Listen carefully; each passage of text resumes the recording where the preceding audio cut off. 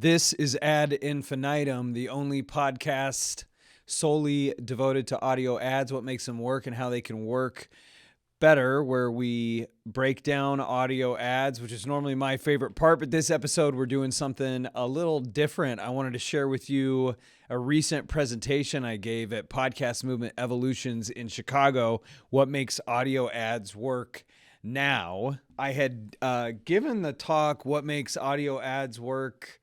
It was a similar title at Podcast Movement in DC, and I used these NBC chimes, so I wanted to show you those.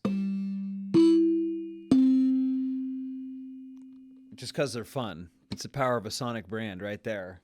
But that particular sonic brand is getting old. It's kind of sad. It's cool to have these chimes. They released these to be a dinner chime so that you could play them and summon your family to dinner, which is pretty cool. Let's hear that one more time.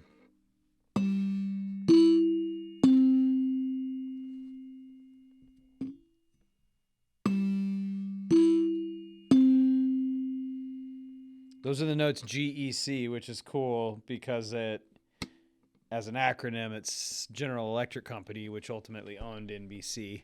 One of those happy accidents, I suppose. So it's a cool piece of advertising history. But what makes audio ads work now is the question. And that's what I set out to talk about at Podcast Movement Evolutions. I'm Stu Redwine, Executive Creative Director at Oxford Road and Veritone 1, where I've been making the ads work in audio for quite some time now. And as you can see, we've got a lot of ads that we put out there for a lot of different recognizable names. And like my dear friend Mark Searsdorf, who taught me everything about production, said many years ago, maybe one day we'll back into being good at this, one mistake at a time. That's how it feels sometimes. This was me at the presentation when I gave this in Chicago. And I had gone out and I got this ore because I wanted to talk about how you have to give certain things up and committing to my craft. And it was wild because I ended up getting this cab ride from this guy, Basim. And I ended up talking to him about Odysseus's winnowing ore, which is what this ore is all about. Is the idea is that when Odysseus was done with all of his adventures, he was made the deal with the gods to go inland. And when someone mistook the ore for a winnowing fan, he was supposed to burn it and commit to his wife and his craft there. And like I went through this similar process, and I'm telling this guy Basim that because he's like, "Where are we going?" And had to go to a couple different stores. Ended up getting this ore, and he told me that weekend, I didn't realize this was I had no idea it was Eid al-Adha, which is an Islam holiday celebrating Abraham's willing sacrifice of his son Isaac, and then God provides this replacement for that sacrifice. And it was the same idea of like giving something up, and it's like when we're willing to give it up, then it can come back. And that relates to the state of audio ads now. It really does. What makes audio ads work now is video. If you're in audio advertising, you need to be focused on video. And I didn't say this at Podcast Movement. I also think international.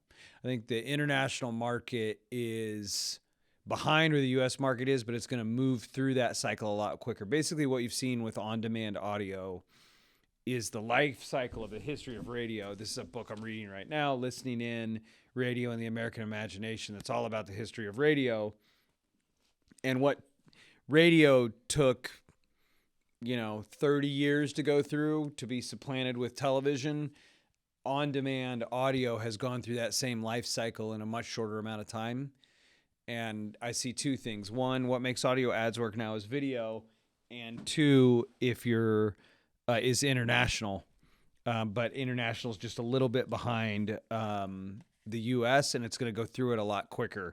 But I still think there's a ton of opportunity. Regardless, the challenge with all advertising is the same, which is only 16% of marketing messages are remembered and correctly attributed. There's also a study that we talk about a lot, the extraordinary cost of being dull, that it takes 2 to 2.5 times the media spend on a dull ad than on an interesting ad to get somebody to remember it. And audio has very unique properties to help us overcome that gravitational pull towards forgettableness. And another thing that's at play is that with all this AI, generative AI, it's like, look, if humans have been on their own able to make ads that only 16% is correctly attributed and remembered, you supercharge that with a super intelligence, and it's just more fine and forgettable ads. So what have we learned from 3 years of doing Ad Infinitum? A couple of standouts are Chelsea Campbell from SiriusXM and JJ Helen of McDonald's. When it comes to how you're showing up in audio, it's important to be consistent and flexible. And even though audio is increasingly becoming video, there are still attributes of audio that are so powerful that are treated as an afterthought, but if they're brought to the forefront, like I put here, sonic branding, I think that's even a little bit too expensive of a word. It's gated a little. It's sound branding, right? And I even like that sound, like solid, but it's sound branding. It's just, can they recognize you with their eyes closed? That's the question. When you show up in audio, you need to be distinct, memorable, flexible, and honest. And if you do all of those things and you know how you show up in audio, you can also apply to that to your video as well. And sonic brand cues have 8.53 times better branded attention than all other brand cues. That's than a mascot, than a celebrity. There is inherent aspects of audio that I've talked about before.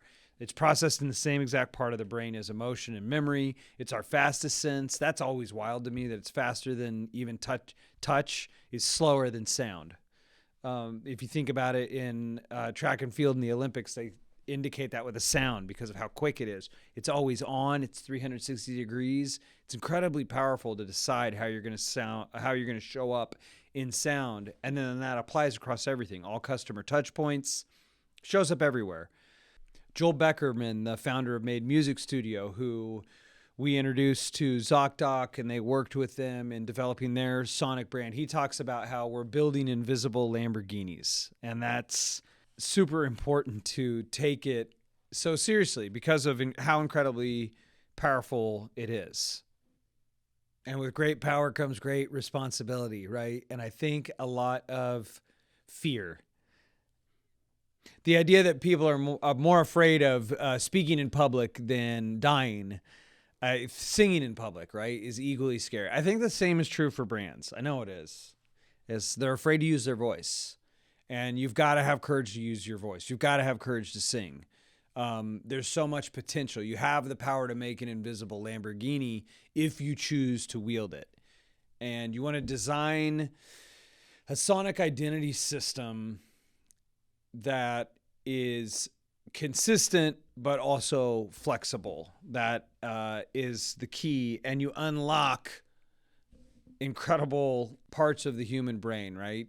Broca's area and Wernicke's area are the areas where we hear something and then we predict what is going to be heard next, in speech in particular. We could go through all the brain science on everything that's happening in the hippocampus and the amygdala and Broca's area and Wernicke's area. The point is, you've felt it yourself. Sound has this incredible ability to create memories, access memories, and generate emotions in us, and brain scans show how it lights us up. So, okay, so great. So that's the power that we could use. So what? How do we get there? There's nothing so powerful as an insight into human nature. And what is that insight into human nature? How do we get there? At Oxford Road, it's an application of strategy, structure, and heart. And when I think of that, strategy is understanding the question. It's like Socrates said, understanding the question is half the answer. The structure at Oxford Road is Audiolytics. There's 9 key components, 71 subcomponents that we apply to make an audio message work. And it works if you work it. And then the heart is really the insight. That was that quote, there's nothing so powerful as an insight into human nature. And that was from Bill Bernbach, who from Advertising Lore did the Think Small campaign for VW, for one, is one that comes to mind, and radically improved Volkswagen sales. the outcome of that. That's the critical component, is make sure you understand the question, have a structure that you know is going to be your North Star to get you there based on an insight in human nature. And when we apply that at Oxford Road across the board, just the structure piece alone, we see a 15 to 30% improvement right there. And one last piece of history. I love advertising history and radio history. George Carlin's 7 Dirty Words. The government had to come in and regulate what could be heard on air in 1972, 1973. Famously, George Carlin had 7 dirty words. If I could boil it all down to the most important thing with these forces that are at work, right? Audio going to video, generative AI. It's not about 7 dirty words. It's about 7 nerdy words. And those 7 nerdy words are, I use this and you should too. Those are the most important words in audio advertising. The trust that the hosts have built with their audience is a space that we're renting when we partner with brands. And they're doing that thing that only they can do. The I use this and you should too, 4 to 5 times the performance of not giving that personal endorsement. There is such weight to that. It's about making the dollars you're investing work harder. And by marrying strategy, understanding the question, having a structure that you know that you can apply, and having the heart component right, what is that insight into human nature of why they're doing what they're doing? Marrying all those together, having a sonic identity that's defined, that is distinct but can also be flexible, that will supercharge audio. And as audio becomes video, a rose by any other name smells as sweet. It'll supercharge all of your efforts to partner with creators, partner with hosts, to go, I use this and you should too. And as Aristotle said, a person is not fully persuaded until they consider a thing demonstrate, and at least have the answer to, can they recognize your brand with your eyes closed? And having a really good answer, a distinct and memorable answer that's flexible, builds those memory structures so that when somebody has need of you, they will think of you and they will think fondly of you. So for all ye chief audio officers that are listening and now watching, as you can see, I'm practicing what I preach with audio becoming video. Continue to listen to and watch Ad Infinitum to find out what makes the ads work and how to make them work better. And most importantly, remember to have fun making the ads work.